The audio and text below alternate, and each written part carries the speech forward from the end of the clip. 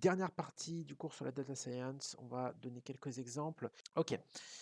Heu, alors, premier exemple. Oh putain de slide épiptyque, il faut vraiment que je la change, c'est horrible. Pourquoi j'ai fait ça? Assassin's Creed Origins, quand on a lancé le enfin, avant de lancer le jeu, pardon, bien avant de lancer le jeu, on voulait faire du targeting très précis. On voulait, cibler des joueurs en fonction de leur expérience avec la marque, de est-ce qu'ils va acheter les derniers opus ou pas, tout ça et tout ça. Bon bref. Voilà, on voulait faire des profils de joueurs pour les cibler différemment avec des messages différents en fonction des intérêts supposés. Voilà. Et les gens avec qui je bossais, on fait ça à la main, un peu n'importe comment, comme ça juste, avec l'intuition en fait, sans utiliser de données vraiment, voilà, ils ont juste découpé, la base de données et puis, compté le nombre de joueurs qui correspondaient à chaque critère.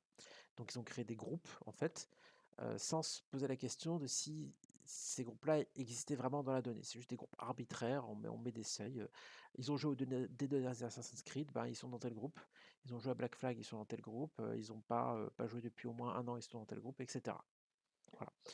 Donc ils ont fait tout un bordel et le résultat était catastrophique. C'est que, tous les groupes en fait se comportaient, de manière identique et en fait tout le travail qui a été fait pour différencier les messages n'a servi à rien, malheureusement. Donc voilà, donc c'était du temps perdu et en fait, il y avait une façon de le faire différemment. Une façon de le faire en utilisant de la donnée et du machine learning. C'est ce qu'on appelle une segmentation. Alors une segmentation, c'est un peu différent de ce que je vous ai montré jusqu'à présent. Avant, je vous ai montré du machine learning supervisé. Supervisé, c'est-à-dire que, on a des données où on sait, dans l'exemple que je vous ai donné, on sait qui est fraudeur, qui n'est pas fraudeur et on apprend à partir de là. Là, la petite différence, c'est qu'on va chercher à repérer des groupes dans les données, mais on n'a aucun exemple de qui appartient à quel groupe. On ne sait pas, a priori, quels sont les groupes. Voilà, on sait juste qu'on cherche des groupes, on cherche s'il y a des groupes de joueurs qui se ressemblent entre eux, mais on n'a aucune idée on ne sait même pas combien il y en a des groupes, on ne sait pas comment ils s'appellent et on n'a pas d'exemple. C'est-à-dire qu'on n'a pas de données pour s'entraîner, pour dire tel joueur, il appartient à tel groupe, voilà, et tel autre joueur, il appartient à tel autre groupe. Non, il faut faire à partir de rien. Donc c'est ce qu'on appelle, du machine learning non supervisé, unsupervised. Voilà.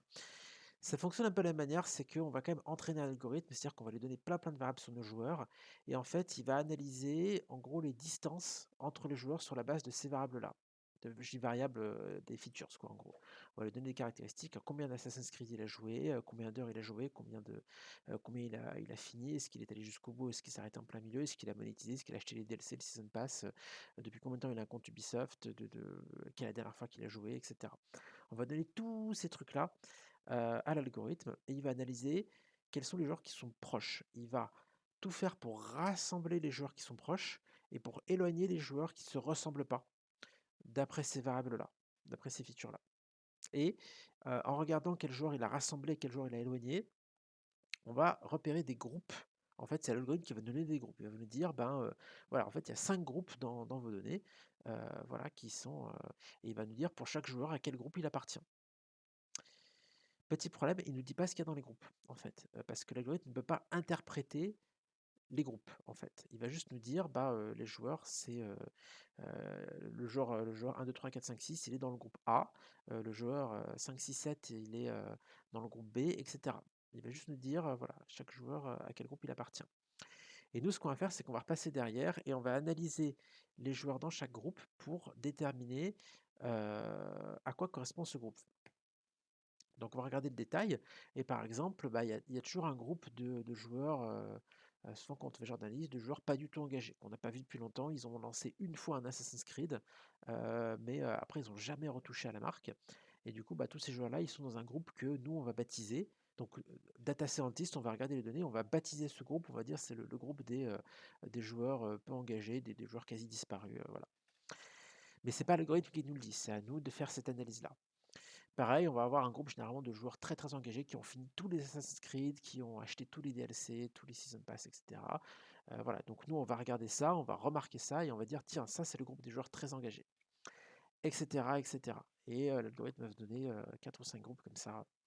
Je ne sais plus ce que c'est les groupes, hein. J'ai fait cette analyse il y a longtemps, je sais plus. Je sais plus, mais voilà un peu l'idée. Donc c'est ça qu'on appelle une segmentation qui permet de faire des profils à partir de la donnée brute et sans savoir quels sont les groupes a priori, donc c'est l'apprentissage non supervisé, par opposition à l'apprentissage supervisé. Voilà. Je vous montre un exemple concret, un autre exemple d'application du même algorithme. Euh, C'était sur le jeu Mutant Genetic Gladiators, encore lui, sur lequel ça m'agaçait parce que tout le monde parlait des joueurs PvP, des joueurs PvE, comme si c'était des groupes de joueurs distincts, mais c'est comme sur Assassin's Creed en fait, c'est qu'on a décidé a priori de séparer les joueurs PvP des joueurs PvE, mais en fait on ne sait pas si c'est des groupes de joueurs. On ne sait pas s'il y a d'un côté les joueurs que PvP et de l'autre les joueurs que PvE. Voilà. Mais tout le monde parlait comme ça. On va faire une feature pour les joueurs PvP. Voilà, on va faire une feature pour les joueurs PvE. On va alterner un peu pour que chaque groupe de joueurs y trouve son compte. Et en fait, j'ai fait une segmentation et j'ai remarqué qu'il y avait 4 groupes en fait, et il n'y avait aucun groupe consacré uniquement PvP et aucun groupe consacré uniquement PvE. En fait, les groupes se différenciaient essentiellement par l'intensité de jeu. Bon, il y avait le groupe des joueurs qui avaient testé juste le jeu quelques fois et puis qui n'avaient rien à battre et qui avaient quasiment quitté le jeu. Et puis après, il y avait le groupe des faiblement engagés, des fortement engagés et enfin, des moyennement engagés et des très fortement engagés. Et en fait, dans chaque groupe, ils faisaient tous du PvE et du PvP, mais à une intensité générale variée. C'est-à-dire que dans le groupe des moyennement engagés, par exemple, ils vont faire 5 combats PvE, 5 combats PvP par jour. Dans les groupes des très engagés, ils vont faire 15 combats PvE, 15 combats PvP par jour. Voilà. Mais voilà, c'était des moyennes bien sûr, mais il n'y avait pas de groupe PvP uniquement, pas de groupe PvE uniquement. Il y avait juste un petit groupe, je crois qu'il y avait 5 groupes en fait. Il y avait juste un petit groupe qui ressortait, c'était le groupe des gamblers qui s'amusaient uniquement à faire le jackpot. En fait, il y avait moyen de récupérer de temps en temps des tokens pour avoir des récompenses aléatoires. Ils jouaient quasiment pas au jeu, mais ils allaient récupérer toutes les récompenses aléatoires dans le jackpot. Donc voilà, ils prenaient les lootbox gratos et puis et rien d'autre. Voilà. Et donc du coup, bah, j'ai avancé cette analyse pour dire, bah voilà, le joueur PVP n'existe pas, le joueur PvE n'existe pas, il y a uniquement les joueurs très engagés, les joueurs moyennement engagés, les joueurs faiblement engagés. Voilà, ça n'a pas convaincu. C'est ça qui est terrible, c'est dur de convaincre avec la data science des fois. Euh, les gens sont ancrés sur leur conception, ils ont du mal à admettre que les données leur donnent tort des fois. Donc enfin, je dis pas ça pour me la raconter ou quoi, mais c'est vraiment, il y a vraiment des gens. Enfin, pas tous, hein, je caricature. Il y a des gens qui ont parfaitement accepté le truc, mais il y a d'autres qui étaient particulièrement réticents et qui continuent à faire des features pour les joueurs PvP et des features pour les joueurs PvE. Mais bon, c'est pas grave. Voilà, donc un petit exemple de data science. Alors là, c'est un cas où la data science n'a pas forcément donné lieu à un data product derrière, un data tool avec tout le truc des développeurs, tout ça et tout, parce qu'on n'a pas forcément besoin d'avoir en temps réel de savoir à quel groupe appartenait chaque joueur. On s'en est servi comme analyse pour juste mieux comprendre nos joueurs. Si on a voulu aller plus loin et faire une expérience de jeu différente pour les différents joueurs, bah, il a fallu implémenter en prod un système qui automatiquement devine le groupe d'un joueur et lui personnalise son expérience. Ça me semble un peu overkill, c'est rare que ce soit appliqué avec pertinence. Mais ça arrive. Troisième exemple. J'ai mis exemple 2, mais c'est le troisième exemple. Sur Ghost Recon Wildlands, un truc qui est passé en prod pour le coup. Alors, Ghost Recon Wildlands, jeu plutôt sympa, hein, essayez-le si vous ne l'avez pas essayé. Il est unanimement vu comme meilleur que Breakpoint d'ailleurs. Donc c'est un jeu où on peut jouer en coop. On nous invite très fortement à tester le jeu à 4 joueurs, c'est là où c'est le plus sympa. Le souci qui se pose, donc il y a un système de matchmaking pour retrouver automatiquement des partenaires de jeu qui vous correspondent, ou pas justement d'ailleurs, c'est bien ça le problème. C'est qu'en fait, des fois on est matché avec des joueurs qui ont des styles de jeu complètement différents du vôtre.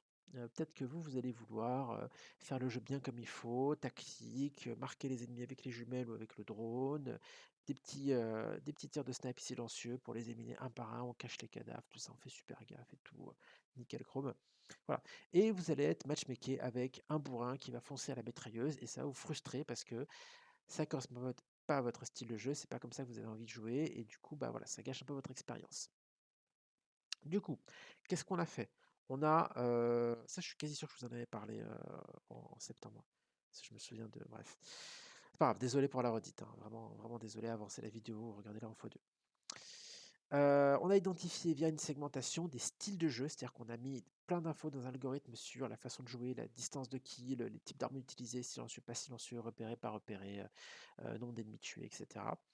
Et on a identifié, je crois, 7 ou 8 styles de jeu différents.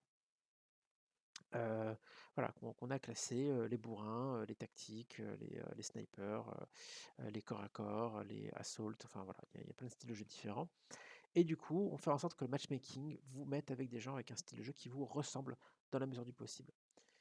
Et ça a été un très grand succès parce que du coup, on a observé après des KPIs comme la probabilité de refaire du coop en matchmaking, la durée moyenne d'une partie en coop.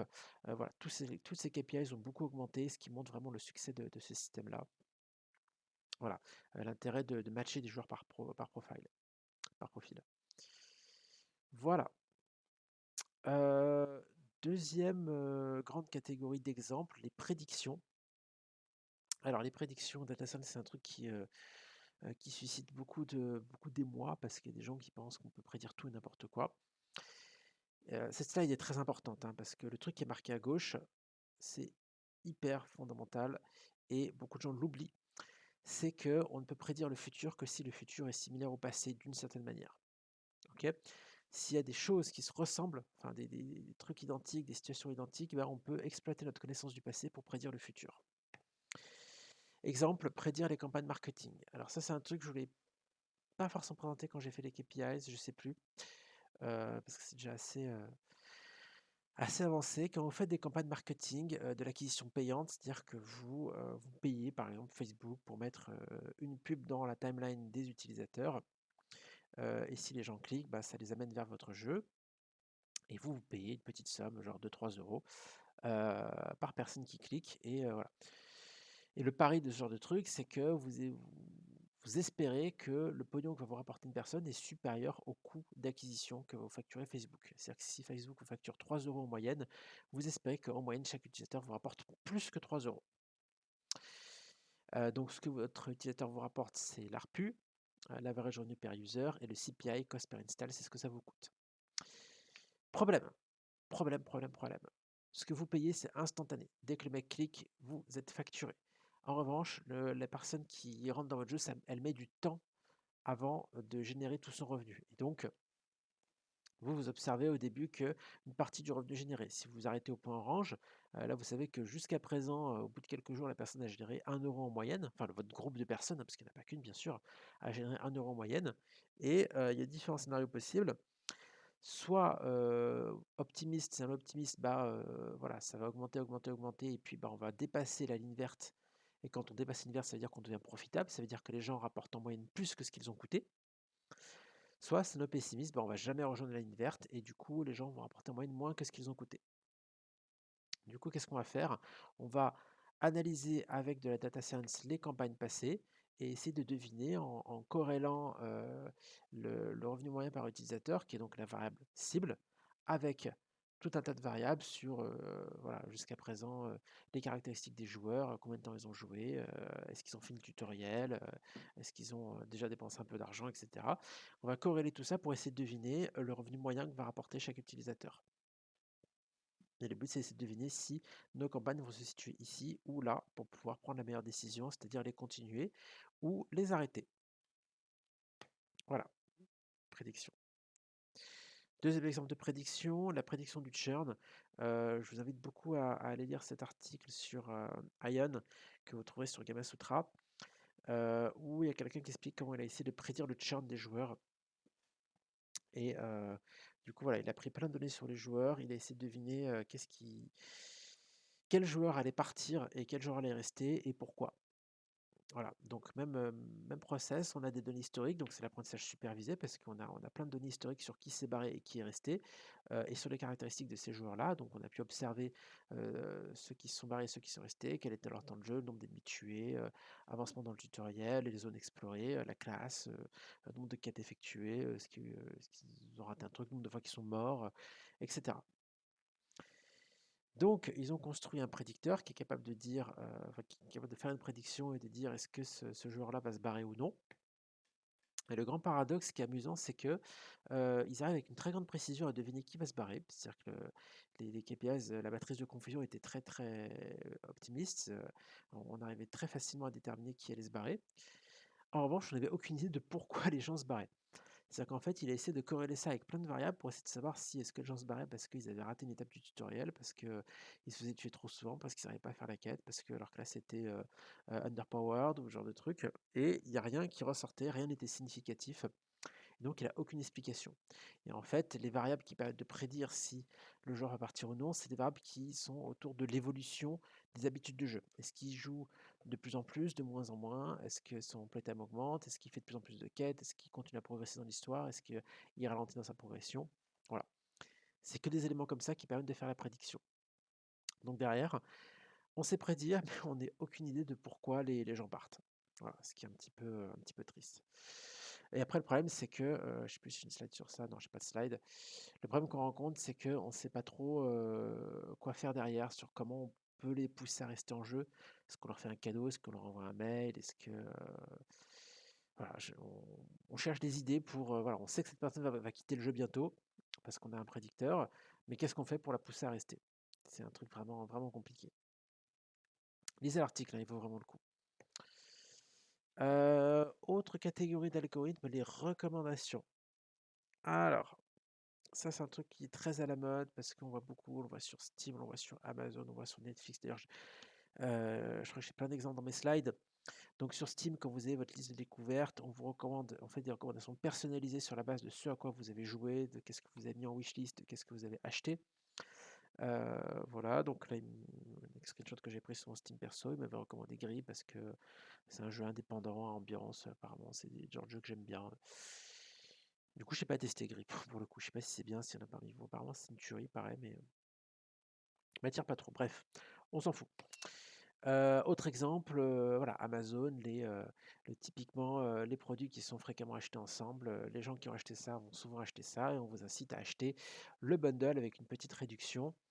Voilà, donc c'est ce genre d'algorithme de recommandation qu'on applique pour faire ça, c'est-à-dire qu'on analyse les habitudes de consommation des gens qui vous ressemblent, qui ont acheté les mêmes choses que vous, pour essayer de trouver des trucs qui peuvent vous plaire également et vous pousser à acheter des trucs en plus. Voilà. Et surtout, ce qui fait que c'est ultra à la mode, c'est que Netflix s'y est mis, et Netflix est réputé pour ça, à faire des recommandations avec des algorithmes qu'ils appellent le collaborative filtering. Je passe les détails et voilà. Et du coup, quand vous ouvrez votre profil Netflix, vous avez des recommandations personnalisées en fonction de ce que vous avez aimé ou pas aimé. C'est aussi pour ça qu'ils vous invitent à évaluer les titres, enfin évaluer les séries, les films que vous avez regardés, pour dire ce que vous aimez ou vous n'aimez pas. Et du coup, voilà, sur ces 5 recommandations d'ailleurs de mon Netflix perso, il y en a au moins 4 qui sont hyper pertinentes. Bird Box, j'ai pas regardé. J'ai pas regardé, c'est peut-être très bien pour moi, mais du coup, j'ai pas testé. You, excellente série. Franchement, alors oui, je sais que c'est le mec de Gossip Girl et que vous n'êtes pas forcément fan, mais non, non, série absolument incroyable. La première saison est extraordinaire, la deuxième est plutôt pas mal. L'histoire est fantastique, le jeu d'acteur est super. Très bon concept. Enfin voilà, regardez au moins la première saison, je vous en supplie, elle est extraordinaire. Voilà. Bref. On s'en fout. Je sais pas pourquoi je parle de ma vie perso. Donc voilà, des algorithmes de recommandation qui en fait donc analysent les habitudes de gens qui sont similaires à vous pour essayer de, avec de l'apprentissage supervisé, de vous proposer des produits qui peuvent vous intéresser. C'est un champ de recherche extrêmement actif parce que ces algos ont beaucoup, beaucoup de défauts encore qu'on n'arrive pas forcément à résoudre. Ce qu'on appelle le cold start, le fait qu'au début, ben, quand vous démarrez sur Netflix, on sait absolument rien sur vos goûts. Donc on n'a pas de recommandations vraiment pertinentes à vous faire. C'est pour ça, par exemple, sur Twitch, quand vous créez votre compte Twitch, il vous dit tout de suite, hey, sélectionnez 3 centres d'intérêt. Il vous oblige à choisir 3 centres d'intérêt, 3 jeux qui vous plaisent, enfin jeux ou centres d'intérêt, pour pouvoir vous faire des recommandations. Parce que sinon, il n'a absolument rien à se mettre sous la dent et il ne supporte pas l'idée de ne pas faire de recommandations. Voilà, je trouve un petit peu ouf. Preuve de manipulation, si on va s'amuser à mettre plein de likes sur nos produits et plein de dislikes sur les produits des autres pour essayer de manipuler les algorithmes de recommandation. Ou c'est comme lorsque sur Google, on va cliquer plein de fois sur notre propre site dans les résultats de recherche pour essayer de le faire monter dans les recommandations de l'algo de recherche. Voilà ce que Google sait déjouer, bien sûr. Voilà, mais c'est un truc qui est encore perfectible. Sur Amazon, on va mettre plein de 5 étoiles à nos produits et plein de 1 étoile aux produits des concurrents. Comment réussir à déjouer ces problèmes-là? On est encore il y a des trucs qu'on arrive à faire, mais on est encore en train de faire des recherches là-dessus. C'est pas toujours évident, ça dépend des infos dispo et du contexte. Google, il aime bien analyser les comptes pour voir si votre compte, c'est un compte actif ou est-ce qu'il va recommander que ces produits-là ou voilà, qu'une certaine catégorie de produits. Est-ce qu'il y a une attaque spécifique ou est-ce qu'il va recommander plein de produits différents? Bon, voilà. OK, l'autre problème qui est très présent sur Netflix encore, c'est qu'on Netflix recommande beaucoup les séries qui sont très populaires et c'est ce qu'on appelle le problème de découvrabilité. Comment on fait pour pousser aussi les séries un peu plus intimistes, qui sont, voilà, qui sont pas forcément un grand succès? Mais voilà, bah, tout le monde s'est vu à un moment donné recommander, Casa de Papel, The Witcher, voilà, les grands succès du moment, bah, ils apparaissent toujours sur notre Netflix parce que, bah, c'est des trucs hyper populaires que tout le monde regarde. Black Mirror, je sais plus quels sont les trucs du moment, mais voilà. Et du coup, bah, le problème, c'est que des fois, c'est dur pour, les gens qui produisent des trucs, à moindre succès de se faire découvrir sur Netflix, pas que Netflix, hein, sur Steam, c'est pareil, il y a en moyenne 10 à 20 nouveaux jeux sur Steam par jour. Il y en a beaucoup qui restent à 0 vente juste parce qu'ils sont jamais montrés aux utilisateurs. Et, heu et comme en plus personne n'y joue, bah, on n'a pas de data sur qui aime ce genre de produit, donc on n'a rien pour les recommander, donc voilà, très compliqué. Je rentre beaucoup dans les détails là, bon allez, je finis vite. Grey Sheep, le mouton gris, c'est si vous avez des goûts qui correspondent pas à ceux de la moyenne, bah, vous faites avoir parce que les recommandations sont toujours à côté de la plaque. Voilà, si vous avez des goûts un peu éclectiques, un peu, vous aimez pas la même chose que tout le monde, voilà, je sais pas, par exemple, peut-être que tous les gens qui aiment les shooters, les FPS, peuvent facilement se classer entre les joueurs de Call of Duty, les joueurs d'Overwatch et puis, les joueurs je sais pas, enfin bref, ont des goûts assez segmentés. Peut-être que vous aimez que certains FPS, mais, pas les mêmes que les autres et personne n'a des goûts comme les vôtres, et du coup, voilà, l'algorithme, il comprend pas ce que vous aimez. Voilà, et du coup, soit il croit que vous aimez tous les FPS, il vous en recommande trop, et du coup, bah voilà, ça vous intéresse pas. Soit il comprend pas que vous aimez certains FPS, il oublie de vous les recommander, et du coup, il tombe à côté de la plaque. Et le problème des synonymes, c'est que des fois, il y a des jeux qui se ressemblent, mais c'est dur d'exploiter l'info sur les jeux qui sont quasiment identiques. Par exemple, je sais pas s'il y a 2 éditions d'un même jeu sur Steam. Typiquement, par exemple, tiens, Ori and the Blind Forest a 2 éditions, il y a la normale et l'édition définitive. Alors je sais pas comment ça fonctionne, mais il y a certains systèmes dans lesquels c'est mal classé et du coup, bah, ils vont pas considérer pareil les gens qui aiment l'édition normale et l'édition définitive, et du coup, ils vont pas exploiter l'info correctement. Ils vont peut-être pas vous recommander la bonne édition ou ils vont passer à côté d'opportunités de faire des recommandations pertinentes. Pareil sur Amazon, voilà, peut-être que vous avez acheté une édition d'un bouquin, et puis ils vont peut-être vous recommander à tort, une autre édition du même bouquin qui vous intéresse pas parce que vous l'avez déjà, du coup, voilà, bon. Je pense que ça, ils ont dû le résoudre, mais c'est le genre de problème qu'on peut rencontrer dans pas mal d'algos de ce type-là. J'avance un peu, je suis déjà à 23 minutes, et j'ai fini d'ailleurs, ça tombe bien. Dernier exemple, regardez cette vidéo, franchement, elle est vraiment cool. C'est un mec d'Ubisoft qui vous présente plein de projets de data. En plus, elle est plutôt récente, hein, elle date d'il y a 1 an. Il vous présente plein de projets de machine learning super cool, comment les IA apprennent à conduire, comment on fait de la synchronisation des lèvres avec de l'intelligence artificielle, comment on fait du text-to-speech, speech-to-text, comment on détecte les bugs avec du machine learning. Enfin, il y a plein d'exemples. Regardez la vidéo. C'est beaucoup plus large que mes simples connaissances et mon expérience perso du machine learning. Allez-y, foncez, et voilà, vous aurez une super culture là-dessus. Voilà, j'ai beaucoup trop parlé, c'est la fin de mes slides en plus. Si vous avez des questions, je suis là pour y répondre. Au moment où j'enregistre cette vidéo, je suis persuadé que j'aurai pas le temps de tout vous montrer, donc voilà, à tous les coups, vous regardez cette vidéo pas du tout pendant la matinée où c'était prévu. C'est pas grave, vous pouvez quand même m'envoyer un mail pour, me poser des questions. Mon adresse mail, je crois que je l'ai pas mise d'ailleurs, yannick.bourquin@gmail.com. Voilà. J'espère que vous avez aimé ce cours. Faites-moi vos retours, surtout les retours négatifs. Qu'est-ce que je peux améliorer? Qu'est-ce qui était intéressant? Qu'est-ce qui était chiant? Qu'est-ce qui était bien fait, mal fait? Voilà, pour que je puisse faire un meilleur cours pour les générations futures. Merci à vous et à bientôt, j'espère.